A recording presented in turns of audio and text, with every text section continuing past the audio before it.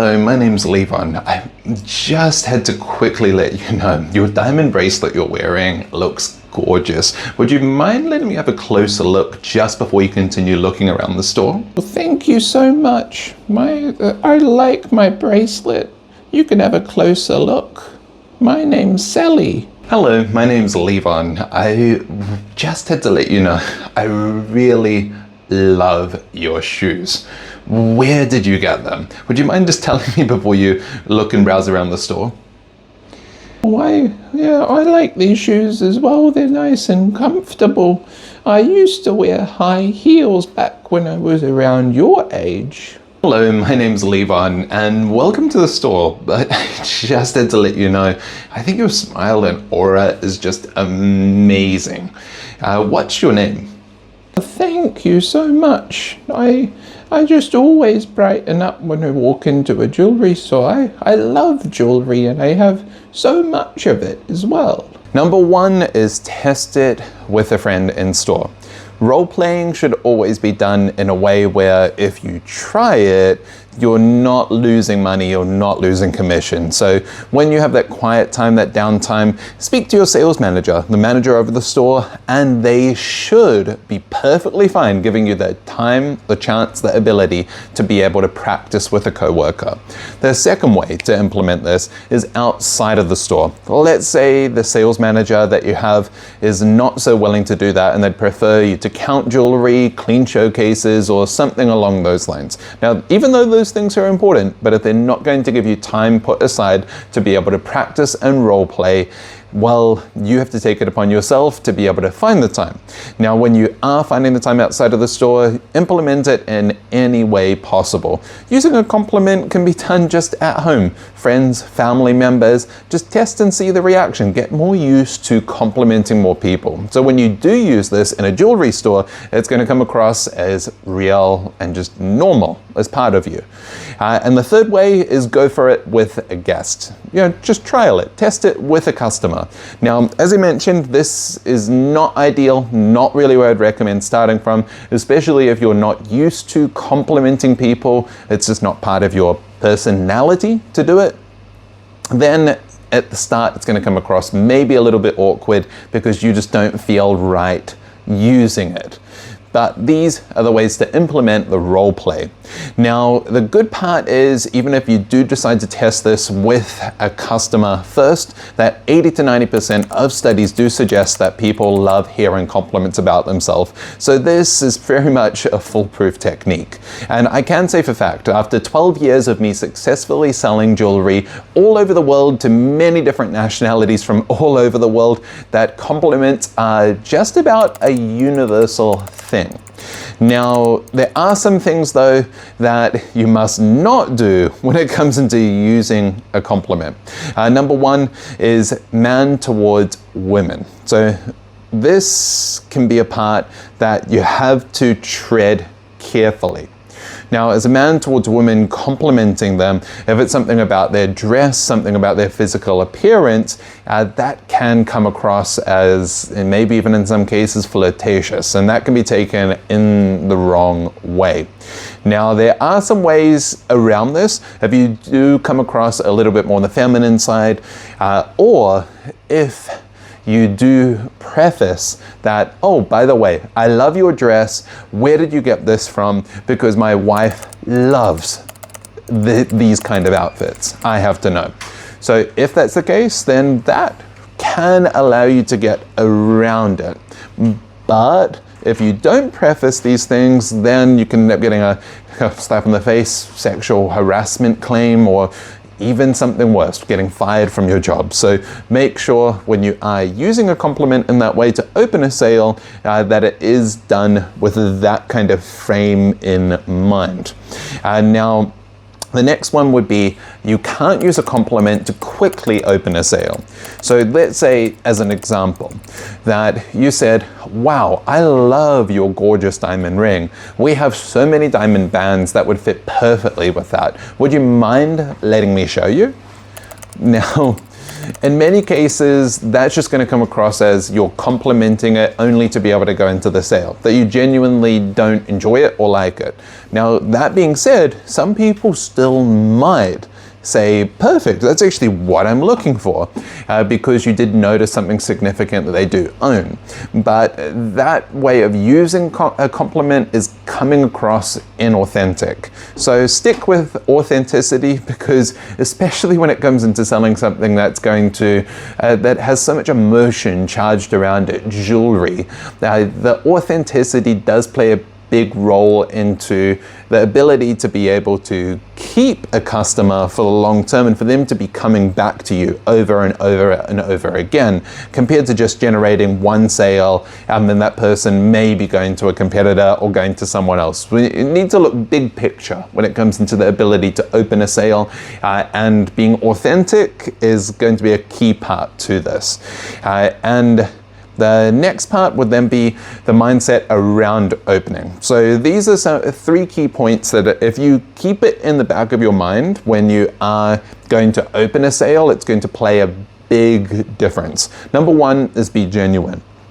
In these videos, you're going to keep hearing me hammering back down on authenticity, because when you do meet a person that has made a significant purchase in jewelry, or they do own significantly large diamonds, large gemstones of any kind, you are going to find, if you get the chance to ask them, oh, where did you get this from? They will tell you more and more about the person that helped them, the person that sold this to them, compared to the deal, the savings that they received from it.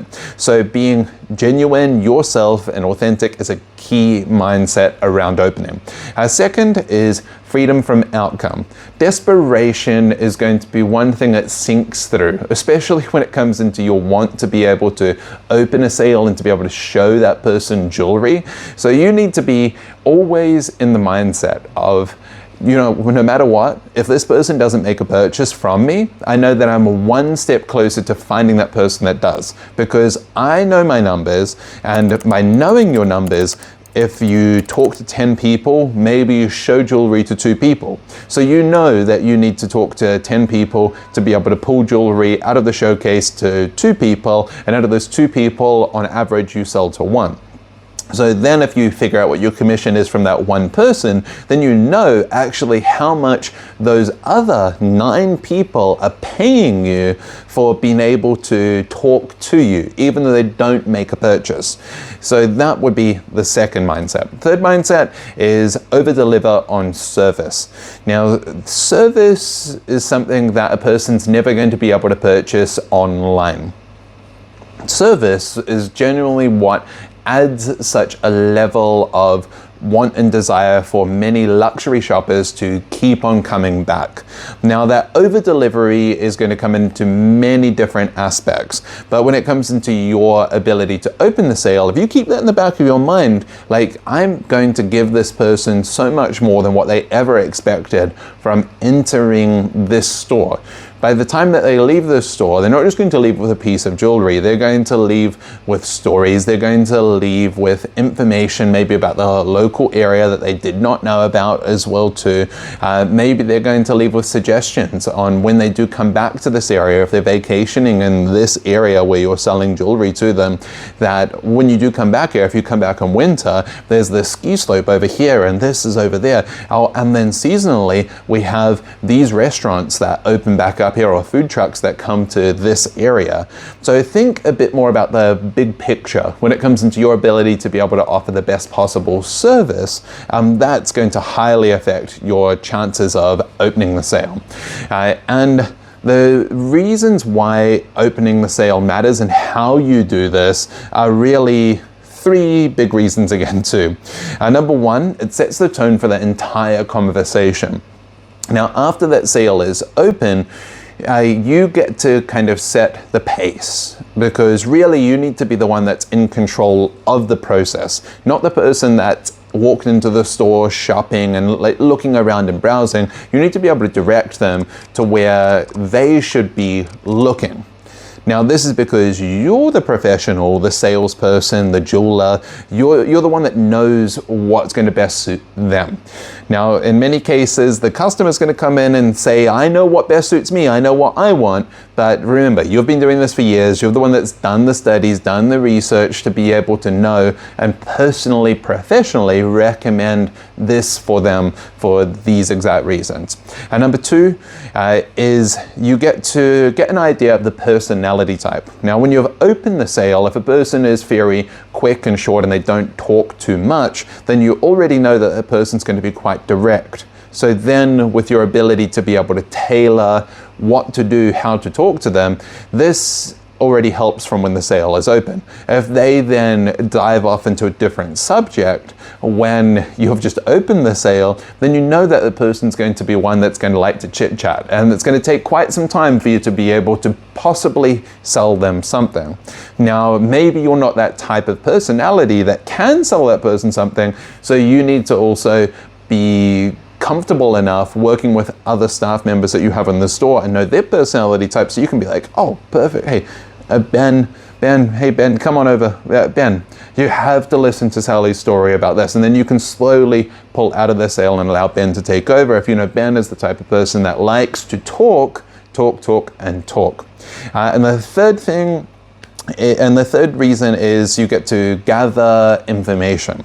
Now, in the opening stage, you're going to find so much out about that person that's talking to you that really it's going to give you a good sense or idea of, is there going to be a possible sale in this moment with their first visit to the store or location? Does this person like something unique that we might not have, but I might be able to gather the information and source this item for them and get them to come back? Or 3, is this a person that's shopping for someone else, and since that person's not there, they don't know exactly what this person might want, but if I give them the information, if I give them the options, then maybe we can create a sale for this time or for a future time too. Now, with that information in mind, it's good to really know that most people, they always are going to love hearing something positive about themselves. So a compliment is something that's always going to go a long way. Your ability to be able to use this is going to help people open up to you so freaking quickly that it is crazy. But with these kind of powers comes true responsibility. And your responsibility then has to be, as a professional, as a human being, is that when you open sales using compliments, that it is 100% genuine, that it is 100% authentic, and you're not just using this technique to be able to take advantage of the people coming in to that store that you're working in, or if you are a sales manager and you are teaching this to someone, that you're teaching them to only use it if, again, it is real.